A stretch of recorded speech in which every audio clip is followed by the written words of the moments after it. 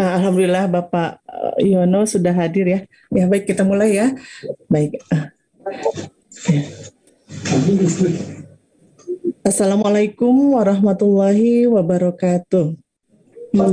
Salam. Bapak Ibu Jamaah Gerakan Subuh Mengaji Pimpinan Wilayah Aisyah Jawa Barat beserta pemirsa TVmu di mana saja Anda berada, marilah kita memulai acara pada hari ini dengan membaca bacaan basmalah bersama-sama. Bismillahirrahmanirrahim. Innal hamdalillah nahmaduhu wa nasta'inuhu wa nastaghfiruh wa na'udzubillahi min syururi anfusina wa min sayyiati a'malina. May yahdillahu fala mudhillalah wa may yudlil fala hadiyalah. Asyhadu an la ilaha illallah wahdahu la syarikalah wa asyhadu anna Muhammadan abduhu wa rasuluh. Amma ba'du. Marilah kita panjatkan puji dan syukur kita kehadirat Allah Subhanahu wa taala yang atas karunia-Nya kita dapat berkumpul dalam rangka thalabul ilmi di pagi hari ini. Tak lupa pula kita sampaikan sholawat serta salam kita kepada junjungan kita Nabi besar Muhammad Sallallahu Alaihi Wasallam yang telah membawa kita dari alam kegelapan menuju kepada alam yang penuh dengan cahaya kebenaran seperti saat ini. Bapak dan Ibu sekalian, hari ini tanggal 5 Juli tahun 2022 bertepatan dengan tanggal 6 Zulhijjah tahun 1443 Hijriah, Gerakan Subuh Mengaji akan membahas tema tentang strategi pengembangan ekonomi dan keuangan syariah Bank Indonesia dengan narasumber Bapak Yono Haryono PhD. Sebelum sampai kepada materi, kita akan mendengarkan terlebih dahulu lantunan ayat suci Al-Quran yang akan disampaikan oleh Ibu Endah Jubaidah yang akan membacakan surat Al-Quran surat Al-Isra ayat 90 hingga 93. Kepada Bu Endah dipersilahkan. Terima kasih Bu Erni. Assalamualaikum warahmatullahi wabarakatuh. A'udzu billahi minasy syaithanir rajim.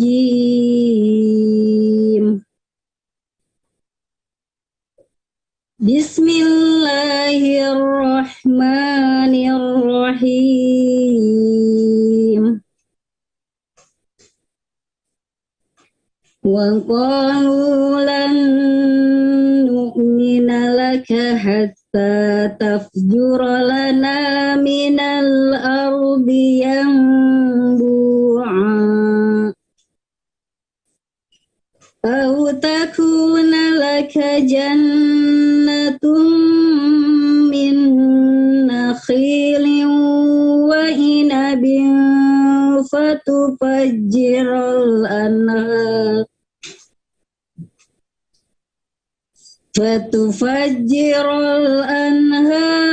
khilalaha tafjira aw tusqitas samaa kama za'amta alaina kisafan aw ta'tiya billah أو تأتي بالله والملائكة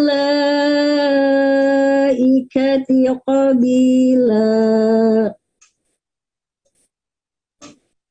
أو يكون لك بيت من زخرف أو ترقى في السماء ولن نؤمن لرقيك حتى تنزل علينا كتابا نقرأه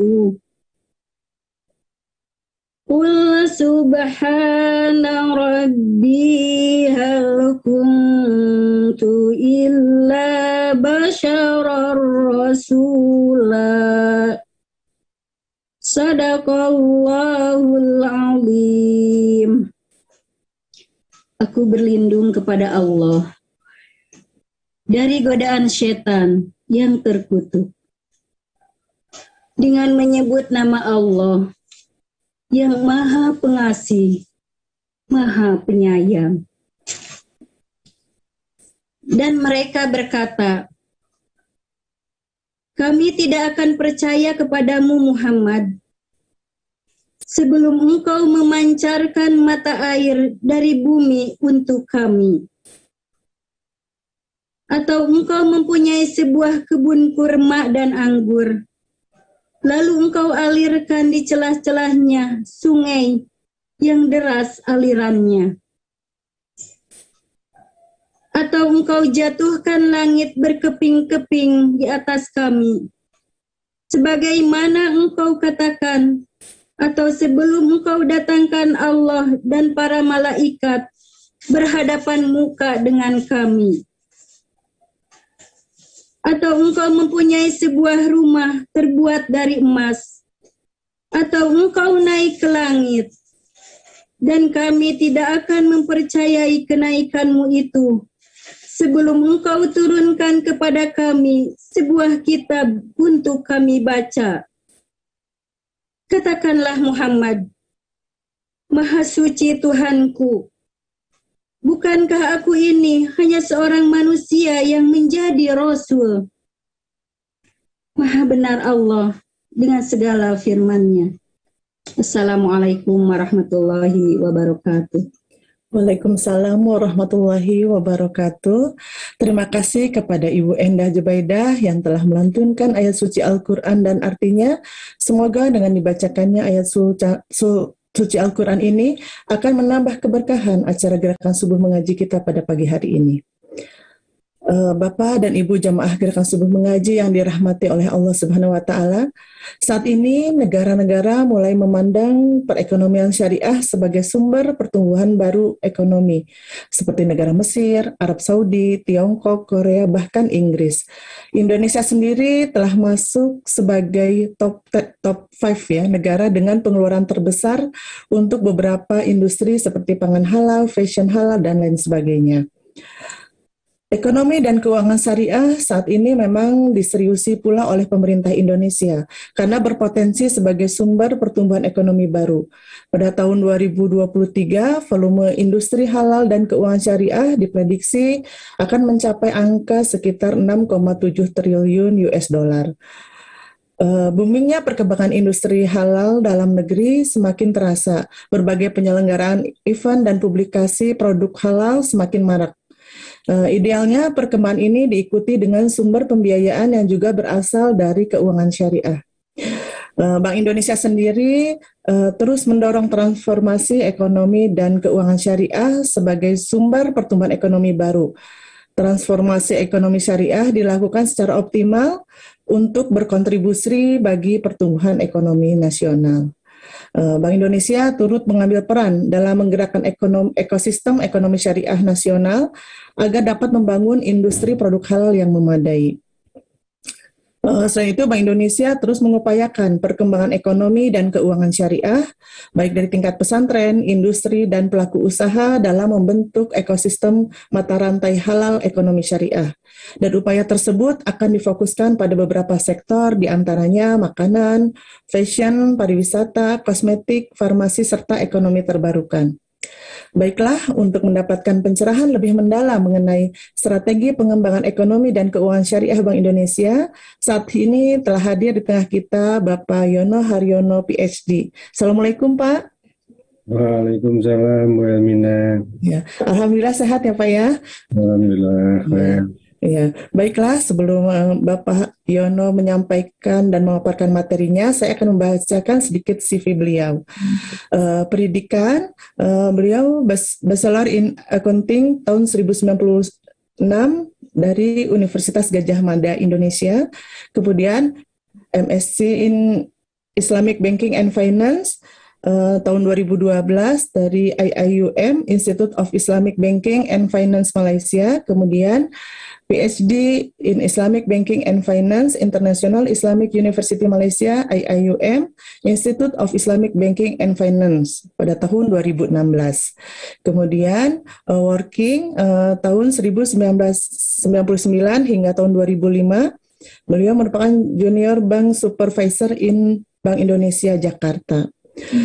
Experience tahun 2000 hingga 2007 itu sebagai Bank Supervisor Bank Indonesia Jakarta. Kemudian di tahun yang sama juga sebagai Task Force Risk Management. Kemudian tahun 2017 hingga sekarang sebagai Senior Economist at Islamic Economic and Finance Department Bank Indonesia. Kemudian di tahun 2017 hingga tahun 2020 merupakan anggota Badan Pelaksana Harian Dewan Syariah Nasional Majelis Ulama Indonesia atau DSN MUI. Kemudian tahun 2020 hingga 2025 merupakan anggota Badan Pelaksana Harian Dewan Syariah Nasional Majelis Ulama Indonesia. Kemudian tahun 2019 hingga sekarang, member of Joint Working Group IFSB AAOIFI on Syariah Governance. Kemudian tahun 2020 hingga sekarang merupakan member of Board Auditor Komite International Islamic Liquidity Management. Kemudian di tahun 2020 hingga 2025, beliau juga sebagai Sekretaris Dewan Pembina Himpunan Ekonomi Bisnis Pesantren atau Hebitren Indonesia.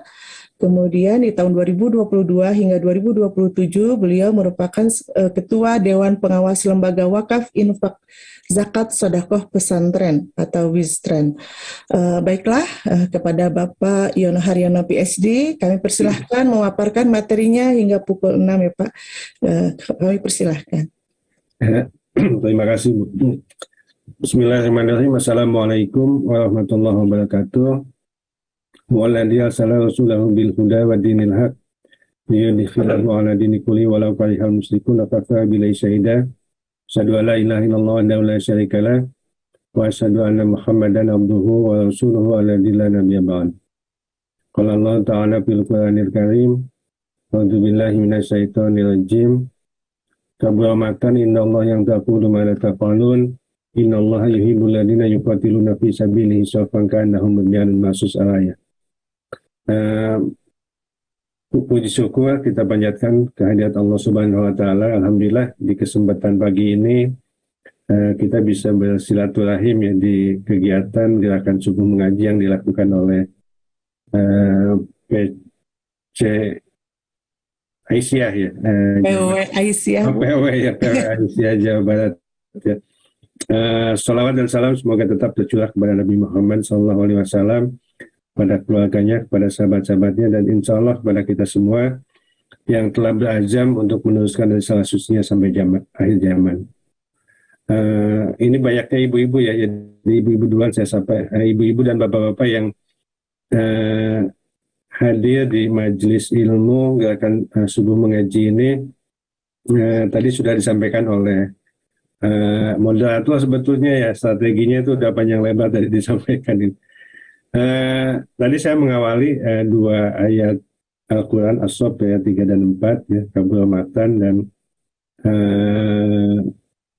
ayat keempatnya ya, itu sebetulnya mudah-mudahan yang merepresentasikan apa yang dilakukan oleh kami di Bank Indonesia ya. Artinya kami mencoba menyusun sebuah strategi dan kami juga insya Allah ya komit untuk melaksanakan ya. Jadi bukan hanya sekedar tulisan di atas kertas itu ini. Ini nanti mungkin disampaikan beberapa hal yang terkait dengan strategi serta beberapa program yang memang sudah kami lakukan terutama sejak tahun 2016. Tadi sudah disampaikan oleh Ibu Moderator bahwa saya memang dari Bank Indonesia, dari Departemen Ekonomi dan Keuangan Syariah. Sedikit mungkin perkenalan mengenai Departemen Ekonomi dan Keuangan Syariah. Jadi itu departemen yang relatif baru di Bank Indonesia ya. Baru berdiri tahun 2016, berarti baru sekitar 6 tahun ya. Departemen yang mungkin paling muda di Bank Indonesia ya.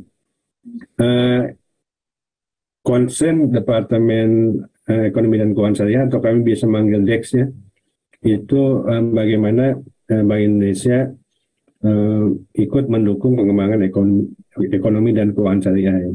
Karena sejak pengawasan bank berpindah di 2013 ya ke Otoritas Jasa Keuangan, sebelumnya Bank Indonesia memiliki Departemen Perbankan Syariah ya, tapi begitu dibentuk OJK, departemen tersebut beralih ke OJK. Dan baru 2016 memang Bank Indonesia membentuk departemen baru yang concern dalam pengembangan ekonomi dan keuangan syariah.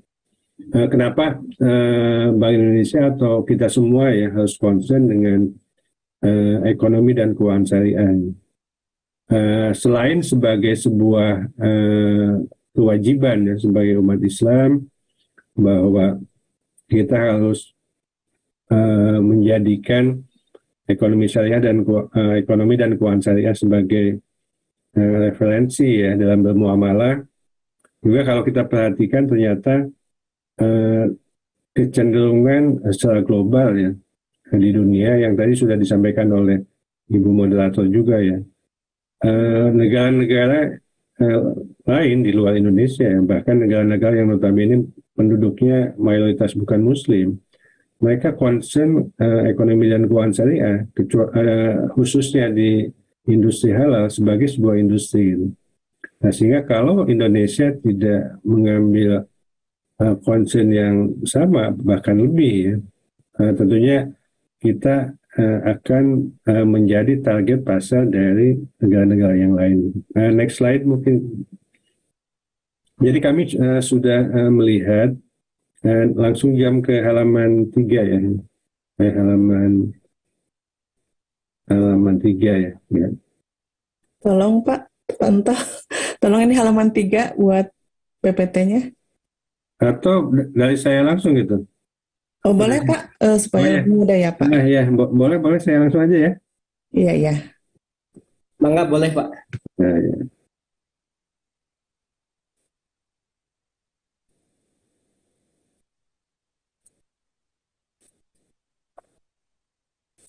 Nah, kalau kita di tahun-tahun 2016 ya, ketika kami baru dibentuk ya, kami melihat bahwa negara-negara lain sudah cukup lead ya dalam pengembangan ekonomi dan keuangan syariah.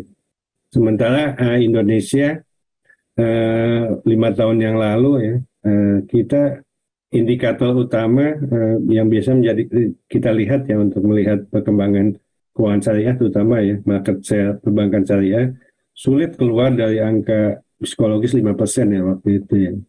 Nah kita melihat memang fokus di 20 tahun terakhir ya, karena Bank Indonesia juga terlibat dalam penyusunan roadmap di perbankan syariah di awal tahun 2000-an ketika kita mengembangkan bank syariah itu. Nah, kita melihat waktu itu negara-negara yang lain itu sudah mencapai tahap yang jauh lebih tinggi ya dibanding Indonesia ya. Jadi kalau kita lihat sampai sekarang bahkan ya Brazil, kemudian Australia, mereka menjadi pemasok daging unggas dan daging sapi halal ya ke Middle East gitu. Kemudian China gitu, bahkan yang ironisnya mereka sudah menjadi pemasok pakaian haji umroh gitu ya ke Arab Saudi ya, yang seharusnya dari Indonesia ya sebagai jamaah terbesar gitu ini. Kemudian negara-negara yang lain juga gitu, Thailand, Malaysia tetangga kita gitu. Kita melihat bahwa paling tidak ada 5 key success factor yang menjadikan negara-negara tersebut lead dalam industri halal. Yang pertama, adanya dukungan pemerintah yang kuat gitu. Ya, Malaysia, Dubai, UAE gitu, kuat sekali ini ya dukungan pemerintah. Kemudian itu dicanangkan sebagai program nasional, ada badan khusus ya yang memang concern dan melakukan koordinasi lintas otoritas ya. Karena pengembangan ekonomi dan keuangan syariah tidak cukup dilakukan oleh satu kementerian atau otoritas kalau di Indonesia ya. Kebetulan saat ini kami juga sedang menyusun Master Plan Industri Halal Indonesia ya bersama KNEKS, Kementerian Perindustrian, dan beberapa KL yang lainnya ya. Nah, kita melihat bahwa pengembangan industri halal itu banyak melibatkan kementerian dan lembaga gitu ya. Nah sehingga perlu otoritas khusus yang bisa mengintegrasikan kementerian lembaga tersebut. Kemudian yang keempat, fokus memanfaatkan keunggulan kompetitif suatu negara. Yang terakhir, strategi nasional tersebut mencakup reformasi struktural pemerintah maupun paradigma masyarakat. Nah ini yang kita lihat dilakukan oleh negara-negara yang lain yang lead dalam pengembangan industri halal. Nah Indonesia alhamdulillah ya dalam beberapa tahun terakhir ini kan dengan adanya Komite Nasional Ekonomi dan Keuangan Syariah, kemudian beberapa kementerian lembaga concern dalam pengembangan ekonomi dan keuangan syariah, mulai terlihat ada perkembangan yang signifikan gitu.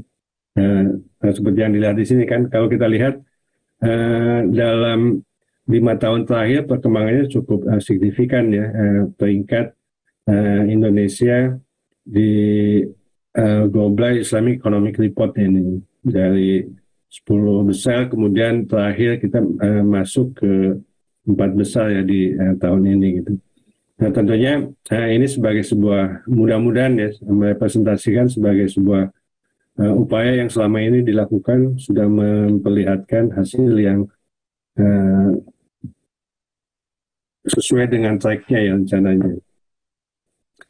Nah kalau kita lihat sebetulnya dari report-report yang diperlihatkan oleh berbagai lembaga di global ya. Jadi Indonesia itu memiliki potensi pasar yang sangat besar ya. Jadi wajar ya kalau bisa dikatakan besar ya, karena penduduk Muslim Indonesia yang sekitar 220 juta ya. Kalau kita bandingkan itu kurang lebih sama dengan 17 negara yang ada di Middle East ya, bayangkan ya, 17 negara di Middle East itu sama dengan penduduk satu negara yaitu di Indonesia gitu. Nah sehingga Indonesia menjadi market pasar yang menjadi rebutan gitu. Nah, kalau kita tidak mengambil langkah-langkah strategis, paling tidak untuk bisa memenuhi kebutuhan sendiri, kita akan selamanya menjadi pasar bagi negara-negara yang lain gitu, China dan lain sebagainya ya. Ya, jadi peluang halal trade dan investment terhadap ekonomi Indonesia juga sangat tinggi. Kemudian ada juga peluang dan tantangan pengembangan industri halal di Indonesia ya. Jadi Indonesia largest halal consumer ya, karena penduduknya besar. Ini porsinya besar ya, 11,34% dan lain sebagainya ya. Ini Indonesia masuk top 5 importir halal produk ya, ini ironis gitu ya, negara Muslim terbesar tapi masih menjadi top importir terbesar ini. Nah selanjutnya apa yang kami lakukan di Bank Indonesia ya untuk mendorong pengembangan ekonomi dan keuangan syariah ya. Nah kami di tahun 2016 diskusi ya, cukup diskursus yang kami lakukan bahwa kenapa sih kita di di Indonesia setelah 20 tahun lebih pengembangan keuangan syariah kita tidak bisa lepas dari market share waktu itu masih di bawah 5% dan lain sebagainya. Nah kita melihat bahwa ternyata fokus selama ini kita terlalu fokus dalam pengembangan keuangan komersialnya, keuangan syariahnya ya. Jadi indikatornya kan ada bank syariah, UUS yang banyak terbentuk ya. Setelah bank syariah pertama tahun 92, Bank Muamalat dibentuk, kemudian disusul dengan pembentukan bank-bank syariah yang lainnya dan juga unit usaha syariah. Tapi kenapa market share-nya tidak susah lepas dari angka 5% gitu. Kita melihat mungkin salah satunya karena memang fokus kita selama ini keuangan komersial mungkin ya. Kita melupakan ekonominya ya, ekonomi syariah ya. Yang kalau Pak Gubernur kami sering mengibaratkan itu antara alat transportasi dengan penumpangnya ya. Jadi kita terlalu fokus untuk menyiapkan alat transportasi bisnya tanpa menyiapkan hal yang sama untuk penumpangnya gitu.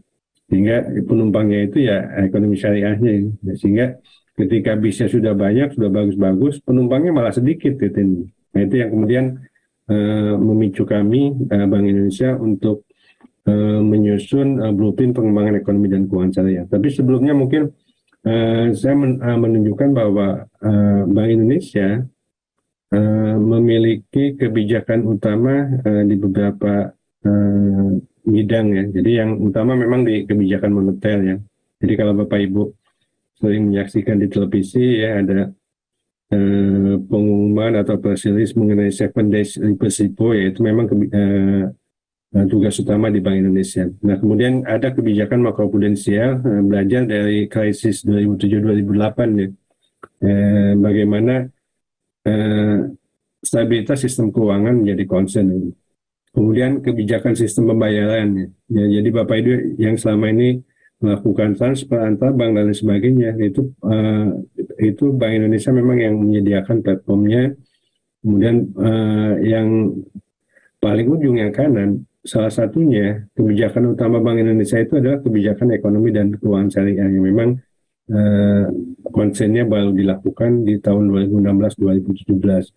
Nah, kebijakan-kebijakan utama yang ada di Bank Indonesia itu diarahkan untuk menuju 3 pilar utama, yaitu bagaimana mencapai dan memelihara kestabilan nilai rupiah. Itu memang target utama dari atau fungsi utama dari Bank Indonesia. Bagaimana inflasi bisa dikendalikan dan nilai tukar rupiah terhadap mata uang asing juga bisa dipelihara dengan baik.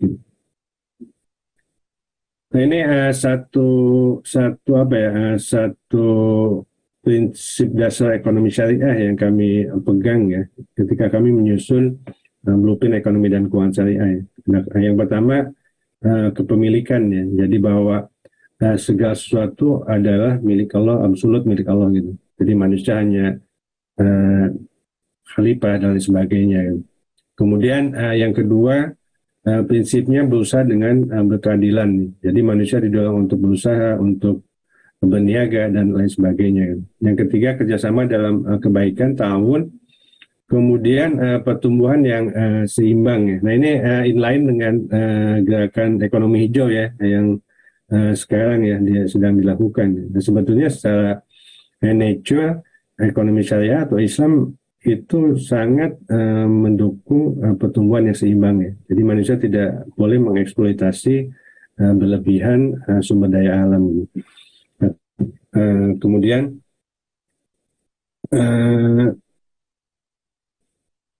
nah ini beberapa pertimbangan ya dalam menyusun blueprint ya. Jadi ada dimensi aktivitas ekonomi syariah, jadi ada dimensi produk yang dihasilkan, halal, tidak mengandung zat-zat yang muharamat.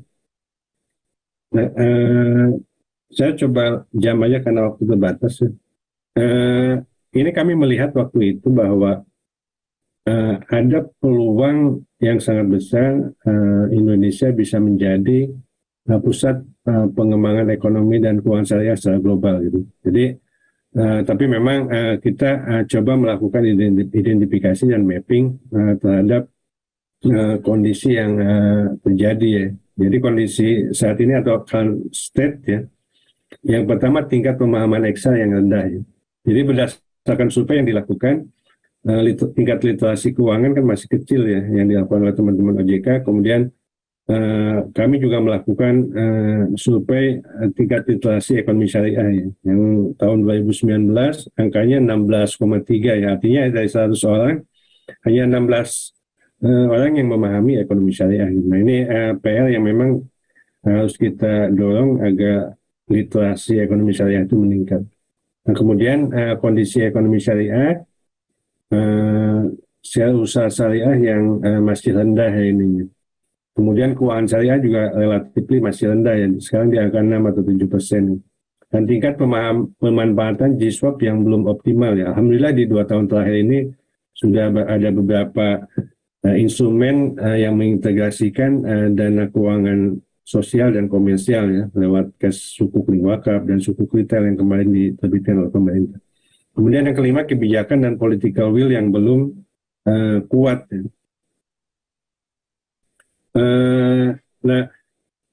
Strategi utama untuk menuju end state atau kondisi yang diharapkan ini yang kami lakukan. Yang pertama kami melakukan pemberdayaan ekonomi syariah, kemudian melakukan pendalaman pasar keuangan syariah, dan juga yang ketiga penguatan riset. Nah, kalau digambarkan yang sebelah kanan inilah blueprint Bank Indonesia dalam pengembangan ekonomi dan keuangan syariah. Jadi visi yang ingin dituju bagaimana mendukung terwujudnya Indonesia sebagai pusat ekonomi dan keuangan syariah dunia.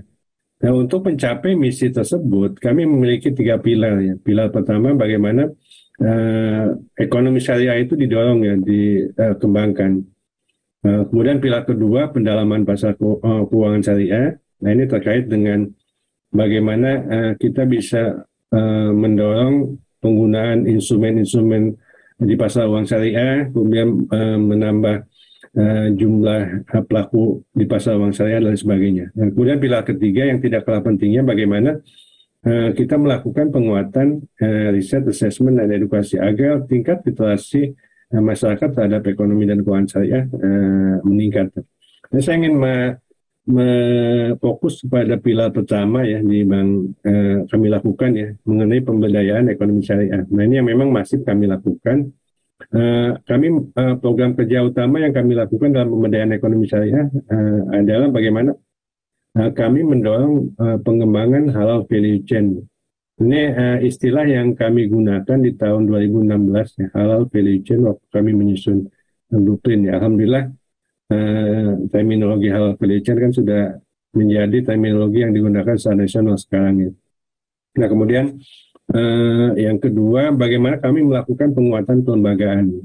Nah, ini menarik ya. Jadi kalau Bapak Ibu perhatikan ya, atau sempat mendengar informasi ya, kami memang sejak tahun 2016-2017 concern salah satunya dalam pengembangan kelembagaan ini ke pondok pesantren gitu.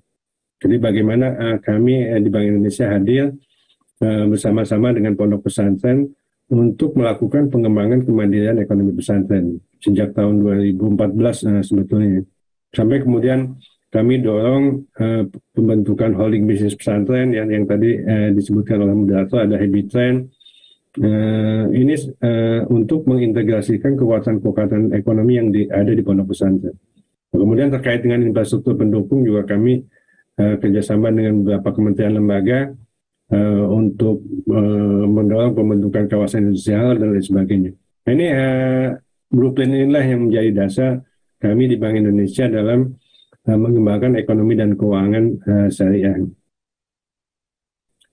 Secara spesifik strategi yang dilakukan ya untuk masing-masing pilar. Saya fokus mungkin ke pilar pertama yang inline ya dengan dengan prinsip pemberdayaan ekonomi syariah. Jadi yang pertama yang kami lakukan itu mengembangkan dynamic halal value chain. Kami concern ke dua hal ya, ke pelaku usaha dan ke sektor ya. Kalau pelaku usaha memang basisnya komunitas ya, dan kita melihat pesantren sebagai suatu komunitas yang sangat potensial ya. Informasi dari teman-teman Kemenag kan ada 37.000 pondok pesantren yang ada di Indonesia ya. Muhammadiyah memang masih sedikit ya, sekitar 300 ya informasi yang kami peroleh dari Muhammadiyah. Tapi yang membedakan pesantren-pesantren Muhammadiyah dan Nahdiyin misalkan ya. Kalau Muhammadiyah kan ada di bawah persyarikatan ya. Kalau Nahdiyin kan itu menjadi milik pribadi kiai masing-masing. Itu yang paling membedakan ini ya, memang dari struktur kelembagaannya ya. Kemudian terkait pelaku usaha juga kami concern untuk kolaborasi dengan usaha menengah besar, menjalin linkage antara usaha mikro kecil dengan usaha besar dan kelompok masyarakat lainnya ya, termasuk masyarakat desa ya. Kami ada beberapa piloting desa berdikari ya, desa binaan yang kami lakukan di beberapa wilayah. Nah, untuk sektor yang menjadi concern kami, memang kami tidak grab semua sektor ya, sebagaimana yang ada di Global Islamic Indicator ekonomi ya. Karena kami melihat sektor-sektor inilah yang paling berperan dalam memelihara inflasi ya, menjadi tugas pokok Bank Indonesia. Nah, yang pertama pertanian terintegrasi, halal food, passion muslim, pariwisata ramah muslim, dan energi baru dan terbarukan. Alhamdulillah kalau yang pertanian terintegrasi ya, ini Jawa Barat termasuk wilayah yang menjadi backbone dalam program ini ya. Jadi kalau Bapak Ibu tahu satu pondok pesantren di Ciwidey ya, Al-Ittifaq, ya kami sudah kolaborasi sejak tahun 2016. Alhamdulillah di 2 tahun terakhir ini kami bisa menemukan sebuah model bisnis yang kemudian direplikasi ke wilayah yang lain ya, ke Riau, ke Lampung, ke di Jawa Barat sendiri ya, di pondok pesantren yang lain, kemudian ke DIY dan ke Solo Raya gitu. Nah, kebetulan kemarin kami baru melakukan fokus group discussion untuk penguatan program tersebut. Nah, kemudian sektor yang lainnya yang halal food juga, nah, kemudian passion muslim, pariwisata ramah muslim, dan energi baru dan terbarukan. Sementara untuk kelembagaan, kita fokus juga kolaborasi dengan asosiasi, ormas, termasuk dengan Muhammadiyah ya. Tahun lalu kita sudah menandatangani nota kesepahaman antara BI dengan Muhammadiyah untuk sama-sama mengembangkan ekonomi dan keuangan syariah. Tinggal 9 menit, saya coba cepat ya. Bisa Pak sampai jam 6:10 boleh Pak. Oh ya. Nah ini tadi saya menyampaikan terminologi halal value chain gitu. Apa sih yang dimaksud dengan halal value chain? Bedanya dengan supply chain itu seperti apa gitu. Nah konsepnya di halal value chain itu merupakan end-to-end proses. Ya. Setiap proses di dalam halal value chain ini, setiap bagian itu harus dipastikan kehalalannya ya.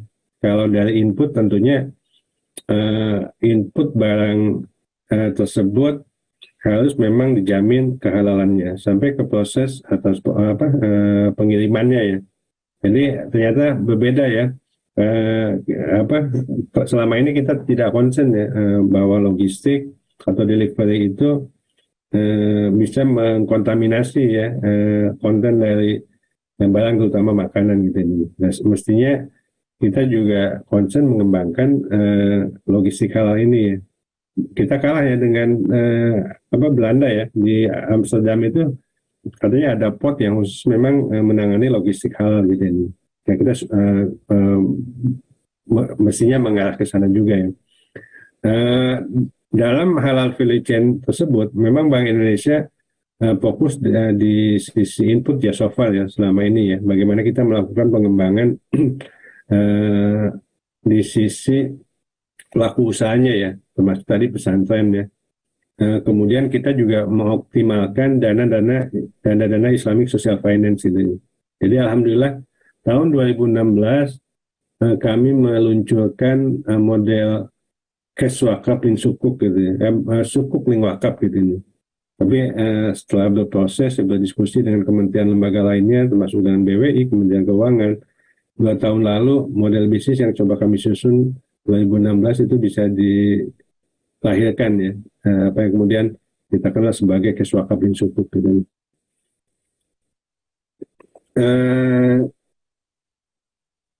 Nah ini yang menjadi strategi utama pemberdayaan ekonomi syariah yang kami lakukan ya. Kami concern ke 3 hal ya. Bagaimana mendorong adanya korporatisasi, kemudian peningkatan kapasitas, dan mendorong memfasilitasi adanya pembiayaan dan infrastruktur pendukung gitu.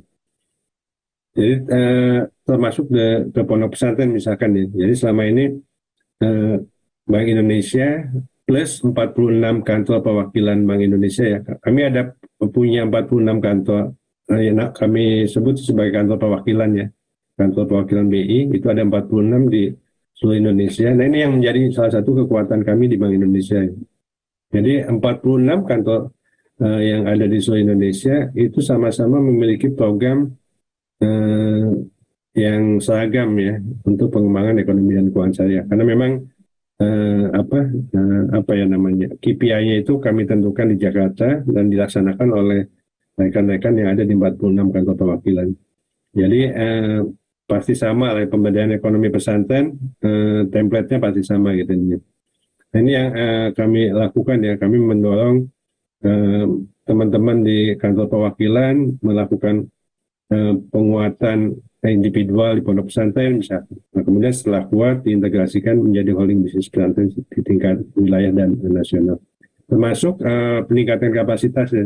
Jadi hampir pasti kalau kami mendampingi atau melakukan pengembangan ekonomi di pondok pesantren misalkan, itu template-nya pasti akan didampingi oleh tenaga pendamping yang expert di bidangnya ya, yang biasa kami kolaborasi dengan perguruan tinggi, termasuk dengan ekskalasi apabila piloting pemberdayaan usaha tersebut bagus, kami dorong untuk adanya linkage dengan lembaga pembiayaan. Nah, ini salah satu contohnya ya. Ini kami melihat bahwa pondok pesantren dengan 37.000 lebih jumlah ya secara kuantitatif, ini kan satu potensi yang sangat besar gitu. Tapi waktu itu kami melihat ini hanya sekedar number gitu ya, 28.000 waktu 2016 ya. Tapi kekuatannya tidak kelihatan gitu. Sementara kalau kita bisa menyusun satu roadmap ya, ini potensi yang sangat luar biasa gitu. Alhamdulillah ya, tahun 2016 akhir kami bersama-sama dengan akademisi dan pimpinan pondok pesantren berhasil menyusun roadmap pengembangan kemandirian ekonomi pesantren. Ada 5 hal yang menjadi concern. Yang pertama, kita melihat bahwa tingkat tata kelola pesantren itu kan masih perlu ditingkatkan gitu. Karena kita lihat di beberapa kesempatan saya silaturahim ke pondok pesantren, yang paling sederhana tingkat pencatatan juga tidak tersedia gitu. Padahal kan selain untuk meningkatkan tata kelola, biasanya dana-dana bantuan ya, baik CSR dari pemerintah dan lain sebagainya, itu salah satu syaratnya untuk memperoleh bantuan tersebut adalah catatan keuangan. Nah, sehingga kami concern untuk membuat standarisasi laporan. Nah, alhamdulillah dengan teman-teman IAI, Ikatan Akuntan Indonesia dari Dewan Standar Akuntansi Syariah, tahun 2017 kami berhasil menyusun pedoman akuntansi pesantren gitu. Dan kemudian tahun 2018 kami coba menyusun juga sistem akuntansi pesantren Indonesia Santri gitu. Ini tujuannya agar pesantren bisa mudah gitu menyusun laporan keuangan sendiri. Nah, kemudian yang kedua yang masih kami lakukan sejak tahun 2016, kami melakukan replikasi pengembangan sektor usaha gitu. Mengapa kami sebut replikasi ya? Karena ternyata banyak sekali pondok pesantren yang sudah memiliki sektor usaha yang maju gitu. Nah, itu yang kami lakukan, kami replikasi ke pesantren-pesantren yang lain yang ada di seluruh Indonesia. Jadi kami menggandeng pesantren-pesantren seperti Tipak di Jawa Barat, kemudian ada pesantren Nurul Iman di Parung Bogor ya, yang memiliki 15.000 santri gratis, yang memiliki 50 jenis usaha. Nah, itu kita replikasi ke pesantren yang lain beberapa sektornya. Nah, kemudian yang ketiga, kami melihat bahwa perlu dengan geografis Indonesia yang tersebar ya, dan pondok pesantren juga ada ya dari Aceh sampai ke Papua gitu.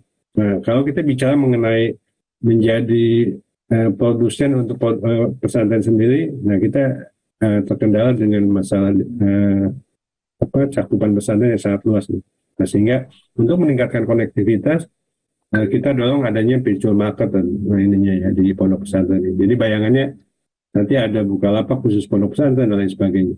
Nah, kemudian yang keempat, mengembangkan Center of Excellence ya. Karena kami melihat sebetulnya banyak pondok pesantren yang sudah ada di tahap sebagai role model sebetulnya ya. Tapi sayangnya selama ini tidak didokumentasikan. Nah, kami mencoba untuk membuat Center of Excellence ini yang sifatnya fisik ya. Jadi kami menunjuk beberapa pondok pesantren sebagai referensi bagi pondok pesantren yang lainnya. Dan juga kami menyusun, mendokumentasikan ya, membuat buku-buku yang harapannya nanti bisa menjadi referensi bagi pondok pesantren dimanapun, ketika akan menginisiasi satu usaha, itu bisa memiliki referensi. Nah, kemudian yang terakhir, ketika 1, 2, 3, 4 sudah dibentuk, kami melihat bahwa ini pondok pesantren perlu didorong untuk berjamaah secara ekonomi gitu. Kami waktu itu menggunakan terminologi holding bisnis ya, walaupun definisinya tidak terlalu pas ya, tapi kami melihat ini bisa menjual gitu ini. Nah, akhirnya kami gunakan holding bisnis. Alhamdulillah tahun 2019 terbentuk holding bisnis yang kemudian diberi nama Hebitren, Himpunan Ekonomi Bisnis Pesantren, yang anggotanya pesantren seluruh Indonesia. Nah, kebetulan saya diamanahi sebagai sekretaris Dewan Pembina ya, atau komisaris ya kalau di PT ya ini. Eh, nah ini Global Halal Hub ya yang dikembangkan bersama kantor Wapres ya. Jadi kita melihat untuk penetrasi produk kita ke global ya. Selama ini kan banyak platform ya yang itu ternyata tidak terintegrasi gitu ini. Jadi akhirnya biaya logistik menjadi porsi yang paling besar ya ketika kita akan melakukan ekspor ke luar negeri ya. Nah ini dengan Global Halal Hub dari teman-teman asosiasi platform digital ekspor ya mereka bersama-sama ya berjamaah secara ekonomi untuk sama-sama melakukan upaya untuk penetrasi ke pasar global gitu. Nah, sehingga ini efisiensi bisa dicapai ya dengan berjamaah secara ekonomi.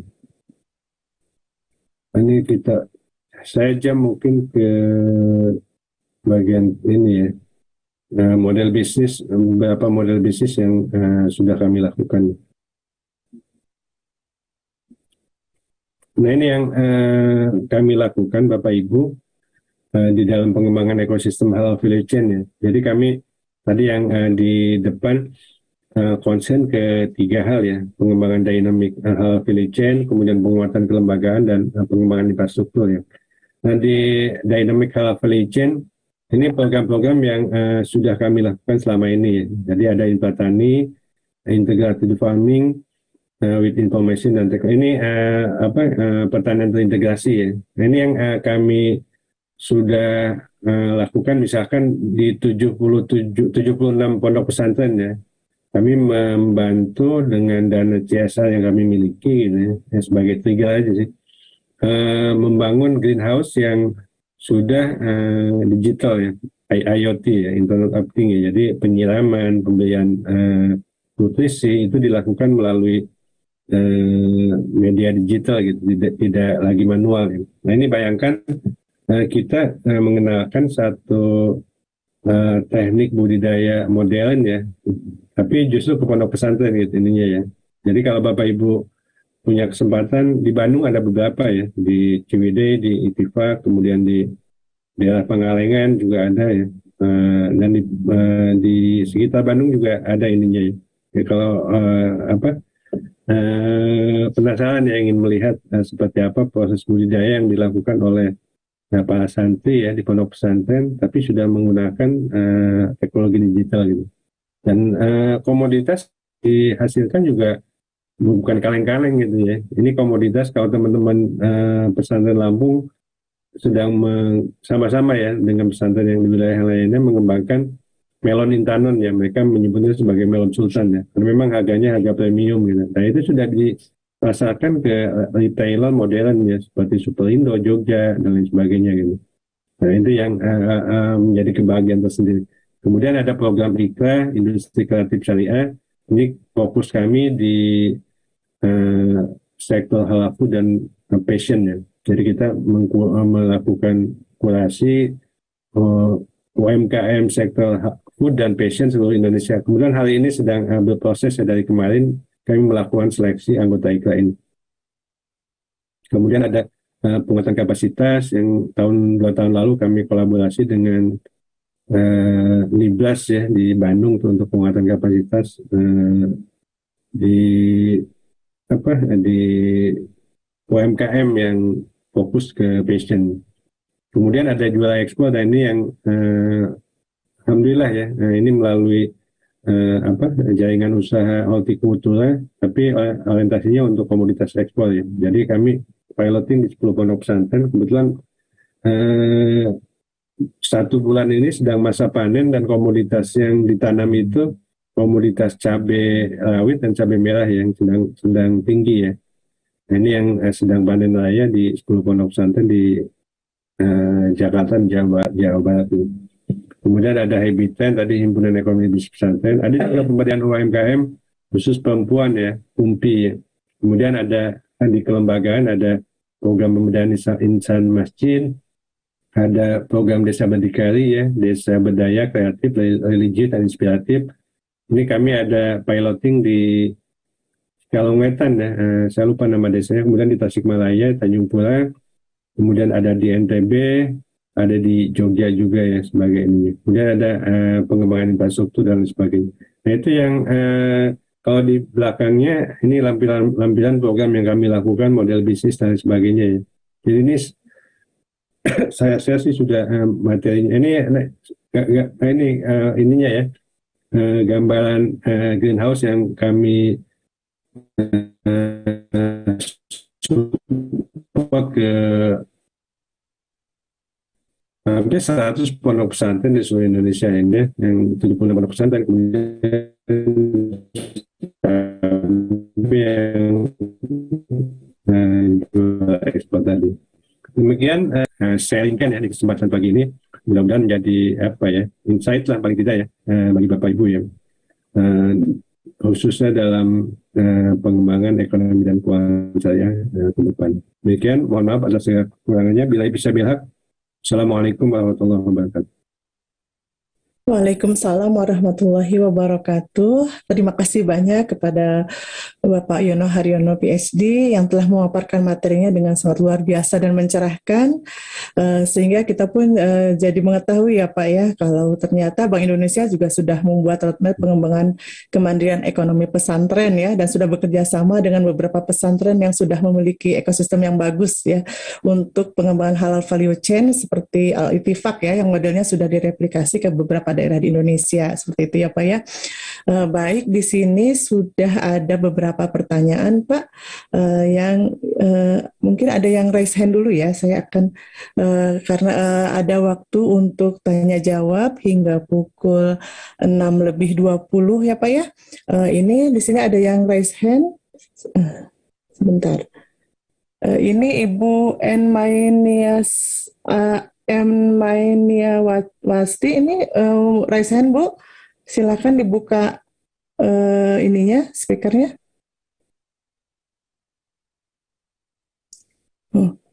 Bukan ya, sebentar. Baik, kalau belum saya akan membaca yang di chat ya Pak ya, di kolom chat. Ini ada beberapa pertanyaan. Di antaranya tadi ada dari Ibu Yati, izin bertanya, upaya apa yang bisa menjadikan Indonesia sebagai pusat perekonomian syariah dunia? Itu mungkin Pak, mungkin dijawab singkat-singkat saja gitu ya Pak ya, karena itu mungkin sudah ada dijelaskan tadi ya, beberapa upaya yang sudah dilakukan mungkin ya Pak ya. Iya betul. Gitu. Ini harus dijawab lagi ya? Oh, tidak akan dijawab tadi, karena sudah sebenarnya apa yang tadi saya sampaikan, upaya-upaya untuk menjadikan Indonesia sebagai pusat perekonomian, ekonomi keuangan syariah di global gitu ya. Ya baik Pak. Saya lanjutkan dari Pak A.A. Setiawan. Di sini izin bertanya, khusus untuk perbankan, ada bank muamalat yang lebih dulu lahir bersyariah, namun dalam perkembangannya tidak kelihatan daripada Bank BRI Syariah, BNI Syariah, BSM yang kemudian digabung jadi BSI. Malah lebih berkembang. Kenapa tidak bank muamalat yang dikembangkan saja, tapi kesananya ditenggelamkan? Terima kasih. Mungkin ini, Pak. Ini pertanyaannya harusnya ke pemegang saham ya. Tapi kalau saya lihat ya, kalau yang merger ya, 3 bank, BNI Syariah, BSM dan BRI Syariah itu kan bank milik BUMN ya, karena pemegang sahamnya kan bank-bank kayak BNI Syariah, BNI, BSM kan mandiri. Nah sehingga memang pemerintah punya concern untuk menguatkan dari sisi pemodalan gitu.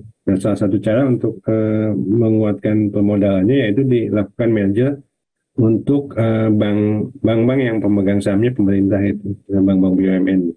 Nah, bank muamalat sendiri kan pemegang sahamnya kalau nggak salah sekarang kan masuk PPKH ya ininya ya. Nah, setelah dilakukan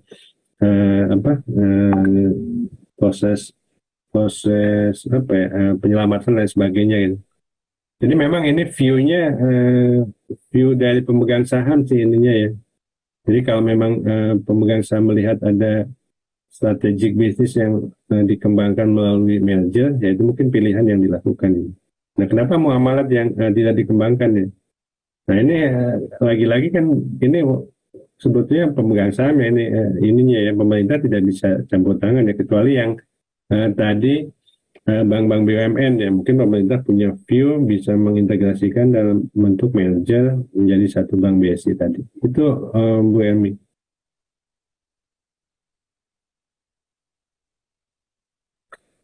Ya, baik Pak, terima kasih. Ya, di sini ada yang raise hand, ada Pak Arsyad. Mungkin bisa ditanyakan secara singkat, Pak Arsyad.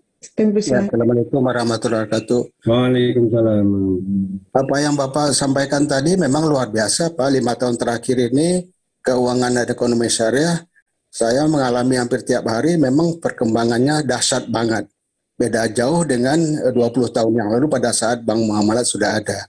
Tetapi yang saya mau tanya, karena Bapak menyebut juga ada 220 juta umat Islam, secara masifnya Pak, secara umatnya, secara semua yang 220 juta itu menurut saya masih jauh lebih banyak yang belum paham Pak tentang keuangan syariah.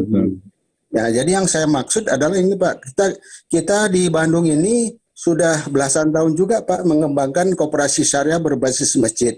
Menurut Bapak, tanggapan Bapak atau arahan Bapak bagaimana supaya setiap masjid, katanya udah 1 juta masjid ini ada koperasi syariah berbasis masjidnya, terutama untuk literasi, untuk disiplin, untuk jujur, dan untuk pembelajaran dari ekonomi atau keuangan syariah. Makasih Pak. Assalamualaikum warahmatullahi wabarakatuh. Waalaikumsalam. Terima kasih Bapak Asad Ahmad ya. Saya sepakat Pak ya. Jadi memang ini di awal tahun 2000-an kita melakukan survei ya, Bank Indonesia dengan beberapa perguruan tinggi ya. Jadi pertanyaannya, ini pertanyaan waktu itu kalau saya saringkan ya. Menurut Anda riba itu halal atau haram ya? Mayoritas kan menyatakan haram ya. Yang sudah jelas kan di Al-Quran dikatakan seperti itu. Tapi ketika ada pertanyaan, bunga bank itu halal atau haram gitu. Nah, jawabannya menjadi tidak dominan lagi intinya ya, bercabang gitu. Nah, itu mungkin yang merepresentasikan kenapa kemudian walaupun mayoritas penduduk kita Islam, tapi ternyata market perbankan syariah itu tidak menembus angka 10% ya, masih di sekarang ini 6-7%. Itu pun setelah ada beberapa konversi bank pembangunan daerah ya, NTB, kemudian Aceh gitu. Ada beberapa daerah lain sekarang sedang berproses untuk konversi ya. Bukan benar-benar karena ada secara masif kita yang orang muslim pindah ke bank syariah, menjadi nasabah bank syariah gitu ini. Kemudian tadi terkait secara spesifik terkait dengan koperasi syariah. Nah, ini memang salah satu instrumen yang bisa kita kembangkan Bapak Ibu ya, selain institusi-institusi yang lainnya gitu. Karena ini bisa digunakan untuk meningkatkan literasi ekonomi dan keuangan syariah. Apalagi Pak Asad Ahmad kan terkait dengan upaya melawan riba ya, rentenir ya ininya. Saya sepakat sih Pak ini ya. Sekarang kan komunitas-komunitas yang melawan riba juga sudah banyak ya. Masuk kalau saya di DSN MUI kan memang fatwa-fatwa yang dikeluarkan oleh MUI kan mostly terkait dengan muamalah ya. Nah, ini untuk memerangi riba salah satunya. Itu Pak Asad ya. Nuhun. Ya. Sami-sami Pak. Baik, terima kasih Pak. Di sini juga masih ada pertanyaan dari Ibu Umi ya. Mohon izin bertanya, itu mengenai pemanfaatan ISWAF untuk mensupport pembiayaan mikro syariah. Mekanismenya yang ideal seperti apa? Platform yang mendukung pembiayaan mikro syariah, apakah bisa diakses oleh lembaga keuangan mikro syariah Muhammadiyah, Baitul Tamwil Muhammadiyah? Bagaimana mekanismenya? Gitu Pak. Terima kasih. Ya.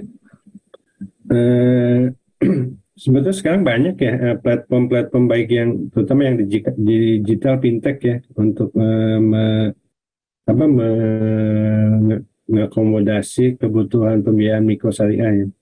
Tapi sebetulnya 3-4 tahun yang lalu ya, saya pernah diskusi dengan teman-teman di masyarakat ekonomi, masyarakat di MEK ya, Majelis Ekonomi dan Kewirausahaan ya. Jadi kami dapat informasi bahwa Muhammadiyah kaum Muhammadiyah itu sebetulnya kaya gitu ya. Jadi tapi mereka tidak terintegrasi gitu ini. Saya berani ngomong ini saya juga karena saya juga pengurus Muhammadiyah dulu ya di Kuala Lumpur ya. Apa ketua bidang ekonomi dulu saya sempat beberapa tahun di Kuala Lumpur. Dan 3-4 tahun lalu kami berdiskusi ya bahwa kaum amal usaha Muhammadiyah itu kaya ya, tapi mereka belum terintegrasi gitu ini. Artinya kaum yang kelebihan uang, mereka menyimpan uang di bank gitu ya. Mudah-mudahan di bank syariah gitu. Kaum yang kekurangan uang, mereka minjam uang ke bank gitu ya. Nah, kalau kita telusuri sebetulnya uang Muhammadiyah juga gitu, tapi yang untung bank gitu ya, ini ya, yang menjadi ini. Nah, sehingga waktu itu kita sempat diskusi kenapa nggak kita buat platform ya, platform digital yang bisa mengintegrasikan kaum yang surplus dengan kaum yang defisit ya. Nah, kebetulan waktu itu Bank Indonesia memberikan support juga ya untuk membuat platform digitalnya ya. Nah, saya mungkin perlu dikonfirmasi nanti ke teman-teman Mac ya. Kita waktu itu buat di Danamu ya, Dana Muhammadiyah gitu. Itu untuk mengintegrasikan atau menghubungkan antara kaum yang defisit dengan kaum yang surplus. Jadi samping memang untuk mengakomodasi adanya investasi dalam bentuk infak, sedekah dan wakaf ke dalam platform tersebut. Ya. Nah, sehingga harapannya sebetulnya Muhammadiyah itu sudah luar biasa ya ininya ya. Tinggal kita coba integrasikan atau hubungkan aja antara yang surplus dan defisit gitu ini. Karena saya punya keyakinan ya, kalau kita melihat amal-amal usaha Muhammadiyah yang latar belakangnya berasal dari dana sendiri kan luar biasa gitu ini. Tinggal bagaimana itu bisa kita fasilitasi untuk bisa berintegrasi antara semua kaum yang ada di Indonesia ya. Coba saya ini ya mencari informasi sejauh mana ini platform Danamu yang sudah dikembangkan 3-4 tahun lalu itu. Itu Bu Humi ya.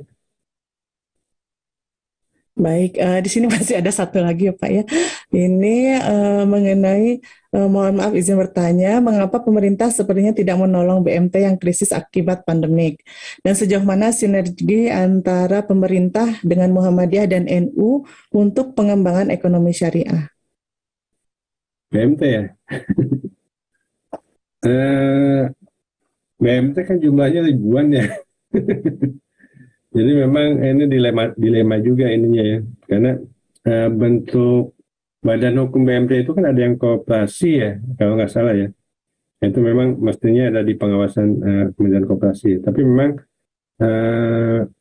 tadi pertanyaan kenapa pemerintah tidak memberikan support ya, atau apa ya, kalau selama pandemi kan ada bantuan-bantuan yang dilakukan ya, tapi memang bantuannya itu sifatnya kan darurat ya.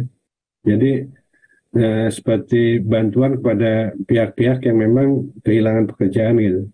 Kalau tidak kita bantu, mereka tidak bisa membeli kebutuhan-kebutuhan dasar gitu.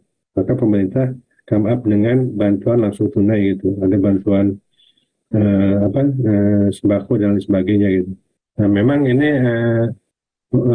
dengan keterbatasan fiskal yang ada di ruang fiskal di pemerintah gitu. Tentunya mungkin ya, saya melihat bahwa pemerintah perlu melakukan prioritas program prioritas apa yang memang diajukan gitu. Nah, saya melihat memang selama pandemi ini program-program prioritasnya itu program-program yang memang lebih untuk memelihara hajat hidup ya orang-orang yang terdampak gitu ini. Jadi yang kehilangan pekerjaan dibantu BLT, kemudian sektor-sektor yang memperoleh hantaman keras di akibat pandemi seperti sektor pariwisata misalkan itu dibantu gitu. Nah, saya melihat memang sehingga BMT ya mungkin sebagai sebuah institusi bukan menjadi tidak prioritas gitu. Memang fokus pemerintah itu untuk kalau di Makosid Jaliah itu kan yang paling penting memelihara hidup ini ininya ya. selain memelihara agama gitu ini. Nah, itu yang menjadi prioritas dari pemerintah gitu. Mudah-mudahan sih ininya. Saya lihat beberapa pihak kan sudah memiliki concern ya dengan pengembangan BMT ya. Saya mengenal ada istilah BMT 4.0 ya. Jadi untuk membantu digitalisasi BMT ya, sehingga mereka tidak manual lagi dalam pelaksanaan kegiatan. Itu Bu Elmina. Baik, terima kasih banyak kepada Bapak Yono Haryono yang sudah memberi tanggapan atas pertanyaan-pertanyaan yang diajukan. Baik, kepada Bapak kami mohon untuk menyampaikan closing statement-nya sebagai penutup materi yang sudah Bapak sampaikan. Kami persilakan, Pak. Satu kata atau kalimat mungkin ya yang kalau kita ingin mencapai Indonesia ya, cita-cita Indonesia sebagai pusat ekonomi dan keuangan syariah di dunia ya. Kalau ditanya apakah mungkin ya, karena Indonesia punya endowment factors yang luar biasa gitu. Tapi satu kata kuncinya yaitu jamaah ya, kolaborasi gitu, sinergi dan kolaborasi ya, baik antara kementerian, lembaga, ormas seperti Muhammadiyah, An-Nahdliyin dan lain sebagainya ya. Karena kalau kita bisa berjamaah, insya Allah ya, segala potensi yang kita miliki bisa dikeluarkan dengan lebih baik dan lebih cepat. Demikian Bu Elmina. Baik, terima kasih kepada Bapak Yono Haryono. Baik, di sini ada Bapak Profesor Mahmud, mungkin bisa dipin Teh untuk kami mohon untuk memberikan apresiasi terhadap apa yang sudah disampaikan oleh Bapak Yono Haryono PhD.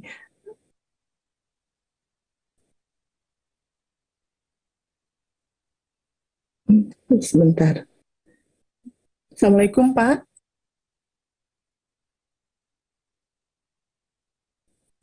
Buka ini. Ya, Ya, Pak, mohon apresiasinya dari pimpinan perwakilan ketua pimpinan wilayah Muhammadiyah Jawa Barat. Kami silakan Pak. Terima kasih Bu Hermina, Teh Hermina dan Pak Yon Haryono. Ini memang tantangan yang sangat luar biasa bagi Muhammadiyah. Ketika Muktamar Muhammadiyah di Yogyakarta, Presiden SBY itu menyatakan bahwa Muhammadiyah dalam bidang pendidikan dan sosial sudah kuantum, sudah maju luar biasa. Tapi dalam persoalan ekonomi memang masih ketinggalan, apalagi tentang perbankan ini. Sebetulnya yang banyak memanfaatkan perbankan itu adalah ya para pedagang dan pengusaha yang notabene mungkin sebagian selain dari bukan orang Muhammadiyah tentu juga non-muslim. Kaum muslimin sendiri kurang tanggap terhadap perbankan syariah karena memang tadi ketidakpahaman itu.